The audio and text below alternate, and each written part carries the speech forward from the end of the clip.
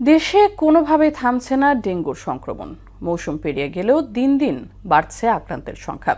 এ নিয়ে দুই সিটি কর্পোরেশনের ওপর ক্ষোভ জানান আক্রান্তরা। তবে এটি নির্মূলের চেষ্টার কোনো ত্রুটি নেই বলে দাবি করছে ডিএনসিসি। আর ডেঙ্গু নিয়ন্ত্রণে সবাইকে সচেতন হওয়ার পরামর্শ দিলেন সোহরাওয়ার্দী হাসপাতালের পরিচালক। সুরাইয়া মুন্নির রিপোর্ট। রাজধানী সহ সারা দেশে প্রতিদিনই বাড়ছে ডেঙ্গু আক্রান্তের সংখ্যা, একই সঙ্গে বড় হচ্ছে প্রাণহানির তালিকা।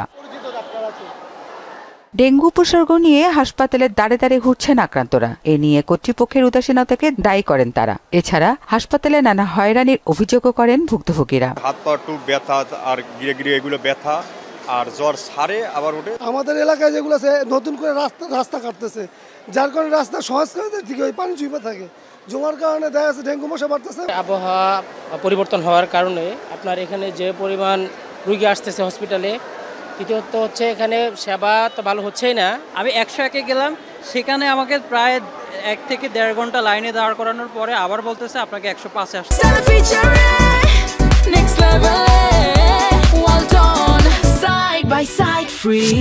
হবে। আবার যখন 105-এ আসলাম, 105 আবারও বলতেছে যে আপনাকে 101-এ আবারও যেতে হবে। তাহলে এই যে বারবার তারা মিস ইনফরমেশনগুলো দেয়, তাহলে এই হয়রানিগুলোর জন্য কে দায়ী?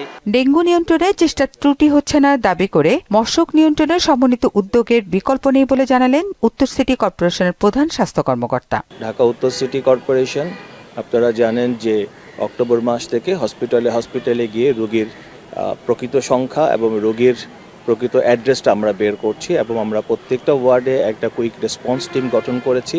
এই রেসপন্স টিমের কাজ হবে ওই ঠিকানা অনুযায়ী রোগীর বাড়ির আশেপাশে ডেঙ্গু মশা নির্মূলে অভিযান চালানো আর নিজ বাড়ির আশপাশ পরিষ্কার রাখা সহ সবাইকে সচেতন হওয়ার পরামর্শ দিলেন সোহরাওয়ার্দী হাসপাতালের পরিচালক। ছাদ বাগানেও যাতে কোনো পানি জমা না থাকে, এটা সময় মতো পরিষ্কার করে ফেলতে হবে। ব্যক্তি পর্যায়ে যখন বাসায় ঘুমাবে মশারি ব্যবহার করবে, অথবা কোনো বাসায় নেটের ব্যবস্থা থাকলে আরও ভালো, যদি পারা যায় এই মসকিটো নেট এবং মশারি ব্যবহার করা, এগুলা খুবই প্রয়োজন। আক্রান্তকে চিকিৎসা নেওয়ার পাশাপাশি প্রচুর তরল খাওয়ার পরামর্শ দেন এই চিকিৎসক। খাবার স্যালাইন বা ইনজেক্টেবল স্যালাইন এগুলো সাফিসিয়েন্টলি আছে। সুরাইয়া মুন্নি, মোহনা সংবাদ, ঢাকা।